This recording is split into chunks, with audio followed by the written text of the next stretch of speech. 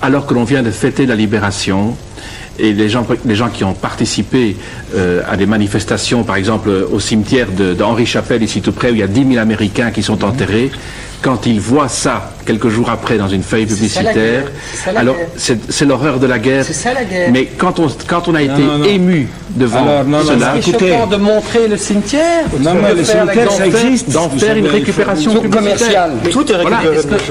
Je voudrais peut-être, juste à partir de ça, un peu élargir le débat. Je dirais personnellement que les actions de M. Toscani, personnellement, je préférerais que ce ne soit pas lié à la vente ou au commerce en général. Je préférerais. Cela dit, non, je dis je préférerais. Oui. Cela dit, le monde...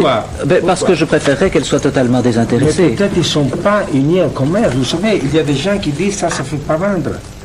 Mais c'est incroyable. Oui, mais vous êtes payé par M. Bonneton. Non, j'ai compris l'argument. L'argument consiste à dire que si vous faisiez des publicités qui dans le sens du poil, mais il faut se fâcher avec Coca-Cola, Opel, je ne sais pas, qui font rien pour ça. Mais pourquoi je voudrais simplement dire ceci, c'est que... Avec ceux qui vous vendent la félicité... La provocation en général, nécessairement, vous choquez toujours quelqu'un, c'est la définition de la provocation. Vous vous dites, il y a des gens qui sont pas assez conscients, il y a des gens qui sont endormis, il faudrait les aider à réfléchir, et vous provoquez. Il y a 1000 manières de provoquer. Le terrorisme est une provocation. Gandhi, la non-violence, c'était une provocation, c'était provoquer les gens en prenant la violence sur lui-même. Ce que fait M. Toscani, c'est de la provocation. Ce que faisait Sartre quand il allait vendre pour la cause du peuple et qui se mettait sur un tonneau parce que c'était interdit, il voulait qu'on fasse un procès. Il faisait de la provocation. Donc la provocation, nécessairement, et c'est ici que c'est important, vous ne pouvez pas ne pas choquer quand vous faites de la provocation. Et c'est pour ça qu'il y a nécessairement l'ambiguïté. C'est-à-dire qu'à partir du moment où vous faites de la provocation, vous montrez des choses que les gens ne veulent pas voir, et en montrant ces choses, d'abord il y a la tentation du voyeurisme, et puis il y a surtout ceux qui ne sont pas les victimes immédiates. Parce que j'insiste encore une fois, on a dit, M. Toscani, que quand vous avez montré la veste du soldat... oui, je voudrais bien qu'on montre cette photo, peut-être, parce que nous l'avons aussi. Voilà, quand vous l'avez montré... Ce sont les vêtements d'un soldat bosniaque qui est tué au combat et que l'on retrouve étendu sur le sol. Voilà, vous aviez l'autorisation de la famille, bien entendu. Mais il est clair qu'il est inévitable. Je voudrais qu'on reste un peu sur cette image. Cela fasse souffrir tous les gens qui ont perdu, toutes les familles qui ont perdu des soldats dans ce contexte-là. Mais c'est inévitable. Oui, mais cette image précise, elle porte une petite mention au-dessus, si je ne me trompe, où il est mis que le père vous autorise à utiliser ça pour la paix. Alors moi, quand je vois cette image-là, il n'y a rien à faire, mais je suis en plein dans l'ambiguïté, parce que je me dis, est-ce que c'est une image pour la paix ou bien est-ce que c'est une apologie de la guerre? Non, c'est pas possible. Écoutez, une image pour la paix, ça peut être une apologie de la guerre. Comment est-ce que vous décodez ça, M. Lotti? C'est évident. C'est une image contre la guerre. Mais alors, cette photo a été choisie... Je comprends très bien. Et désolé, je vais choquer là. Mais non, ce soir, je vais être probablement plus choquant que tout le monde. Ce que vous voulez dire par un risque d'apologie là-dedans. Il ne faut pas oublier que un des moteurs de notre existence, de notre libido, c'est l'agressivité.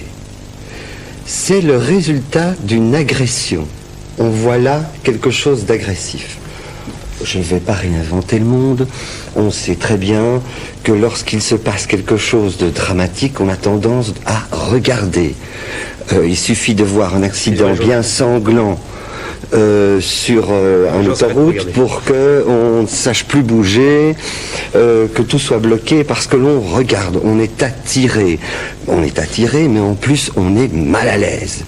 Mal à l'aise parce qu'on doit découvrir qu'au fond de soi, il y a une espèce d'agression qui est en train de ressurgir, il y a une espèce de jouissance qui est en train de naître là, de cette morbidité que l'on voit. Et effectivement, c'est un message. Et c'est ça, ce double message, mais tout à fait effacé, discret. Tandis que, comme disait Babar, moi je ne vois aucune ambiguïté, et la raison, c'est un message contre la guerre. Monsieur Dotti, non mais vous êtes en train de dire, vous êtes en train de dire que donc, chez M. Toscani, ou M. Toscani de temps à autre, joue avec l'inconscient des gens et joue avec ce qui est assez sordide au niveau de l'inconscient des gens. C'est exactement la description que vous venez de faire? Oui, je ne vais pas prendre M. Toscani pour un imbécile, loin de là. Loin de là, je l'admire beaucoup et j'aime beaucoup ce qu'il fait, figurez-vous. Mais j'aimerais encore plus ce qu'il fait dans une galerie. Dans une galerie où on voit des choses parfois beaucoup plus provocantes. Tout le monde ne connaît pas Combas, mais on voit deux êtres en train de se masturber, etc. Ce qui vous embête, c'est qu'il y a beaucoup de monde qui le voit, quoi. Ce qui m'embête, on doit mettre ça dans ce qui m'embête, c'est qu'il ne faut pas espérer quand même que tout le monde va prendre le même message et le bon message. Mais ça, on le sait. Dire que pour secouer les consciences, il faut choquer. Il faut choquer, mais peut-être donner une petite explication. Attendez, et là, je trouve qu'il y a un effet pervers qui va s'installer, qui est cette jouissance de ce qui ne devrait pas être jouissance. Je ne sais pas si ça peut être une jouissance. Tout ça, c'est à la base de l'art. Mais tout ça, c'est à la base de l'art. Regardez la Guernica de Picasso. Oui, mais l'art, c'est la perversion aussi, alors, M. Toscani. Non, mais je voulais répondre. Oui, mais lui parle de perversion, M. Toscani. Il y a une tragédie à Guernica pendant la guerre civile. Il a fait une peinture. Ça c'est accepté, c'est dans un musée. Mais alors écoutez, moi je trouve qu'il n'y a rien de choquant en plus. Mais terrifiant, non, mais alors, il n'y a pas de images sont déformées. Oui, je l'ai. Mais où c'est le musée? Excusez-moi. Nous sommes dans l'imaginaire, là, nous ne sommes pas dans la réalité. Ce que montre. C'est une image. Ce que montre Toscani, en fait, c'est un symbole. On est bien d'accord, un symbole, c'est un langage, c'est une image, n'importe quoi. C'est un symbole, mais il n'est pas n'importe lequel, ce symbole.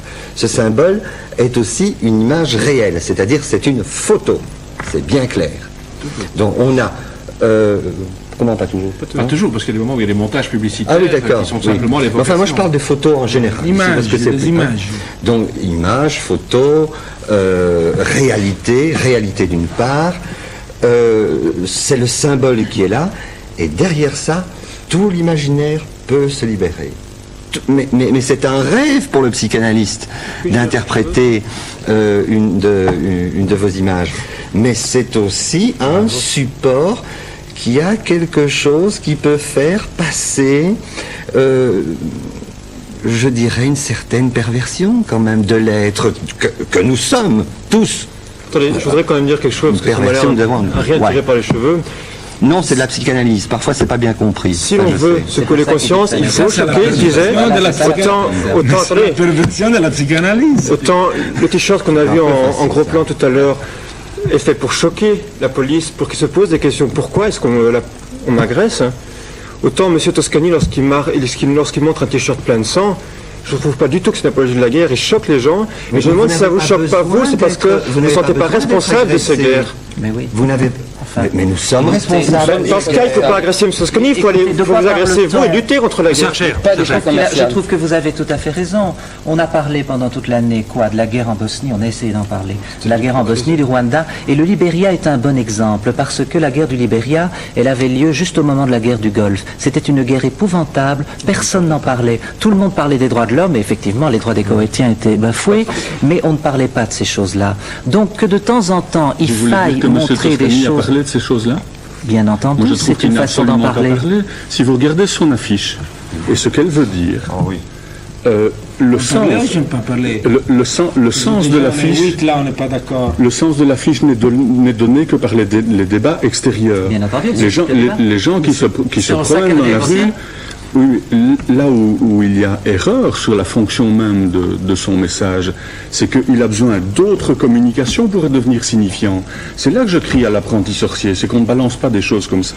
Parce que je crois que nous avons... empêche à la société d'être démocratique et nous avons l'image, M. Archer, nous avons l'image du soldat pendant la guerre de Libéria, qui tient un fémur dans le dos, je crois qu'on pourrait peut-être la passer, et je vous donne la parole, vous pouvez continuer. Oui, donc ce que je disais de cette guerre, c'est que c'était une guerre oubliée, parce que, pourquoi n'en parle-t-on pas? On parle souvent de guerre dans la mesure où elles ont des enjeux stratégiques, ou bien on en parle quand c'est horrible comme au Rwanda, encore que on est beaucoup plus parlé du choléra quand il y a eu une intervention qu'au moment du génocide où on a laissé les choses se faire. Donc c'était une guerre oubliée, les gens s'entretuaient chez eux, et ce qui est terrible dans la situation internationale, c'est que s'ils s'entretuent chez eux et que ça ne gêne pas le bien-être des autres, eh bien tout le monde s'en fout. Alors quelque part, il faut en parler. Moi je donne des cours de philosophie philosophie. J'ai essayé d'en parler sans provoquer, en disant c'est important, ce sont des droits de l'homme. Non, mais personne ça ne marche pas. Je crois que M. Benetton vient faire là-dedans. Pourquoi est-ce que c'est une vieille tradition de la gauche un peu puritaine de considérer que quand il y a quelque part un publicitaire, alors qu'on fait de l'argent avec n'importe quoi à la télévision et ailleurs, dès qu'il y a un publicitaire, ce qui se passe, automatiquement on considère que c'est pervers et que c'est inacceptable. Mais le problème, j'ai dit tout à l'heure en parler, d'accord, mais quel est le message? Je voudrais qu'on remontre l'image que l'on vient de voir, qui est l'image du soldat, et qu'on demande à M. Toscani quel est le sens de cette image du soldat qui porte un fémur dans le dos. Est-ce qu'il y a un sens précis?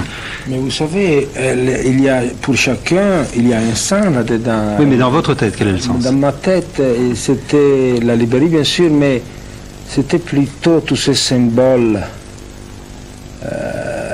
d'un certain colonialisme, d'une certaine culture qu'on a menée là-bas, de la violence que les a